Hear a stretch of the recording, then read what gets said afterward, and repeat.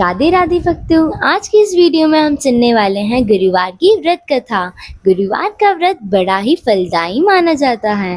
गुरुवार के दिन श्री हरि विष्णु जी की पूजा का विधान है।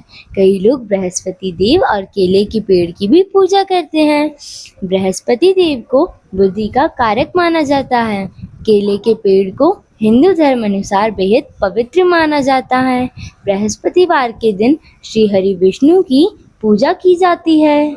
गुरुवार व्रत करने से बृहस्पति देवता प्रसन्न होते हैं। यह व्रत अत्यंत फलदायी है। अग्नि पुराण के अनुसार अनुराधा नक्षत्र युक्त गुरुवार से आरंभ करके 7 गुरुवार व्रत करने से बृहस्पति ग्रह की हर पीड़ा से मुक्ति मिलती है। प्राचीन समय की बात है, एक नगर में एक बड़ा व्यापारी रहता था। वह जहाज़ों में माल लदवाकर दूसरे देशों में भेजा करता था। वह जिस प्रकार अधिक धन कमाता था, उसी प्रकार जी खोल कर दान भी करता था। परंतु उसकी पत्नी अत्यंत कंजूस थी। वह किसी को एक दमड़ी भी नहीं देने देती थी।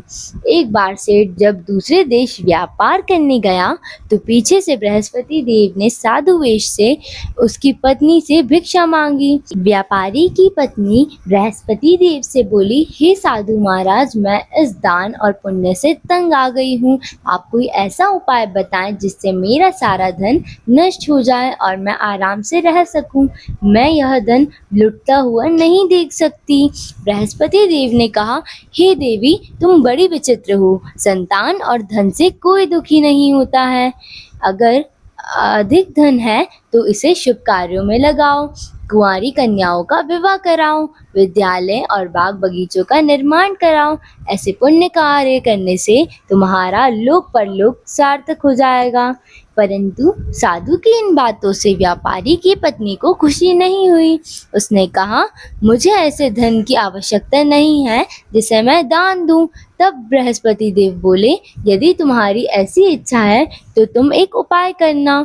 7 बृहस्पतिवार घर को गोबर से लीपना, अपने केशों को पीली मिट्टी से धोना, केशों को धोते समय स्नान करना, व्यापारी से हजामत बनाने को कहना, भोजन में मांस मदिरा खाना, कपड़े अपने घर धोना। ऐसा करने से तुम्हारा सारा धन नष्ट हो जाएगा। इतना कहकर बृहस्पति देव अंतर्ध्यान हो गए। व्यापारी की पत्नी ने बृहस्पति देव के कहे अनुसार 7 बृहस्पतिवार वैसा ही किया करने का निश्चय किया। केवल 3 बृहस्पतिवार बीते थे कि उसी की समस्त धन संपत्ति नष्ट हो गई और वह परलोक सिधार गई। जब व्यापारी वापस आया तो उसने देखा कि उसका सब कुछ नष्ट हो चुका है। उस व्यापारी ने अपनी पुत्री को सांत्वना दी और दूसरे नगर में जाकर बस गया। वहाँ वह जंगल से लकड़ी काट कर लाता और शहर में बेचता। इस तरह वह अपना जीवन व्यतीत करने लगा। एक दिन उसकी पुत्री ने दही खाने की इच्छा प्रकट की, लेकिन व्यापारी के पास दही खरीदने के पैसे नहीं थे। वह अपनी पुत्री को आश्वासन देकर जंगल में लकड़ी काटने चला गया। वहाँ एक वृक्ष के नीचे बैठ अपनी पूर्व दशा पर विचार कर रोने लगा। उस दिन बृहस्पतिवार था। तभी वहाँ बृहस्पति देव साधु के रूप में सेठ के पास आए और बोले, हे मनुष्य, तू इस जंगल में किस चिंता में बैठा है? तब व्यापारी बोला, हे महाराज, आप तो सब कुछ जानते हैं। इतना कहकर व्यापारी अपनी कहानी सुनाकर रो पड़ा। बृहस्पति देव बोले, देखो बेटा, तुम्हारी पत्नी बृहस्पति देव का अपमान किया, इसी कारण तुम्हारा यह हाल हुआ। लेकिन अब तुम किसी प्रकार की चिंता मत करो। तुम गुरुवार के दिन बृहस्पति देव का पाठ करो। 2 पैसे के चने और गुड़ लेकर जल के लोटे में शक्कर डालकर वहाँ अमृत और प्रसाद अपने परिवार के सदस्यों और कथा सुनाने वालों में बांट दो। स्वयं भी प्रसाद और चरणामृत लो। भगवान तुम्हारा अवश्य कल्याण करेंगे। साधु की बात सुनकर व्यापारी बोला, महाराज, मुझे तो इतना भी नहीं बचता कि मैं अपनी पुत्री को दही लाकर दे सकूं। इस पर साधु जी बोले, तुम लकड़ियां शहर में बेचने जाना। तुम्हें लकड़ियों का दाम पहले से चौगुना मिलेगा, जिससे तुम्हारे सारे कार्य सिद्ध हो जाएंगे। उसने लकड़ियां काटी और शहर में बेचने के लिए चल पड़ा। उसकी लकड़ियों का अच्छा दाम उसे मिल गया, जिससे उसने अपनी पुत्री के लिए दही लिया और गुरुवार की कथा हेतु चना गुड़ लेकर कथा की और प्रसाद बांटकर स्वयं भी खाया। उसी दिन से उसकी सभी कठिनाइयां दूर होने लगी, परंतु अगले बृहस्पतिवार को वह कथा करना भूल गया। अगले दिन वहां के राजा ने एक बड़े यज्ञ का आयोजन करा। पूरे नगर के लोगों के लिए भोज का आयोजन किया।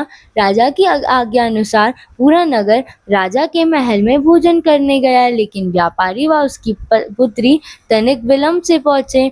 अतः उन दोनों को राजा ने महल में ले जाकर भोजन कराया। जब वे दोनों लौट कर आए तब रानी ने देखा कि उसका खूंटी पर टंगा हार गायब है। रानी को व्यापारी और उसकी पुत्री पर संदेह हुआ कि उसका हार उन दोनों ने ही चुराया है। राजा की आज्ञा से उन दोनों को कारावास की कोठरी में कैद कर दिया गया। कैद में पड़कर दोनों अत्यंत दुखी हुए। वहां उन्होंने बृहस्पति देवता का स्मरण किया। बृहस्पति देव ने प्रकट होकर व्यापारी को उसकी भूल का आभास कराया और उन्हें सलाह दी कि गुरुवार के दिन कैद खाने के दरवाजे पर तुम्हें 2 पैसे मिलेंगे। उनसे तुम चने और मुनक्का मंगवा कर विधि पूर्वक बृहस्पति देवता का पूजन करना, तुम्हारे सब दुख दूर होंगे। बृहस्पतिवार को कैद खाने के द्वार पर उन्हें 2 पैसे मिले। बाहर सड़क पर एक स्त्री जा रही थी। व्यापारी ने उसे बुलाकर गुड़ और चने लाने को कहा। इस पर वह स्त्री बोली, मैं अपनी बहू के लिए गहने लेने जा रही हूँ, मेरे पास समय नहीं है। इतना कहकर वहां चली गई। थोड़ी देर बाद वहां से एक और स्त्री निकली। व्यापारी ने उसे बुलाकर कहा कि हे बहन, मुझे बृहस्पतिवार की कथा करनी है, तुम मुझे 2 पैसे का गुड़ चना ला दो। बृहस्पति देव का नाम सुनकर वह स्त्री बोली, भाई मैं तुम्हें अभी गुड़ चना लेकर आती हूँ। मेरा एक लौता पुत्र मर गया है, मैं उसके लिए कफन लेने जा रही थी, लेकिन मैं पहले तुम्हारा काम करूंगी, उसके बाद अपने पुत्र के लिए कफन लाऊंगी। वह स्त्री बाजार से व्यापारी के लिए गुड़ चना ले आई और स्वयं भी बृहस्पति देव की कथा सुनी। कथा के समाप्त होने पर वह स्त्री कफन लेकर अपने घर गई।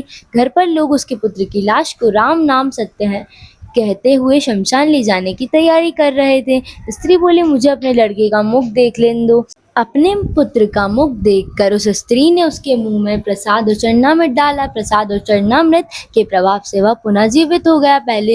पहली स्त्री जिसने बृहस्पति देव का निरादर किया था, वह जब अपने पुत्र के विवाह हेतु पुत्र वधू के लिए गहने लेकर लौटी और जैसे ही उसके पुत्र घोड़ी पर बैठकर निकला, वैसे ही घोड़ी ने उसे ऐसी उछाल मारी कि वह घोड़ी से गिरकर मर गया। यह देख स्त्री रो रोकर बृहस्पति देव से क्षमा याचना करने लगी। उस स्त्री की क्षमा याचना सुनने के बाद बृहस्पति देव साधु के वेश में वहां पहुंचकर कहने लगे, देवी तुम्हें अधिक विलाप करने की आवश्यकता नहीं है, यह बृहस्पति देव का अनादर करने के कारण हुआ है। तुम वापस जाकर मेरे भक्त से क्षमा मांगकर कथा सुनो, तो तब ही तुम्हारी मनोकामना पूर्ण होगी। जेल में जाकर उस स्त्री ने व्यापारी से माफी मांगी और कथा सुनी। कथा के उपरांत वह प्रसाद और चरणामृत लेकर अपने घर वापस आ गई।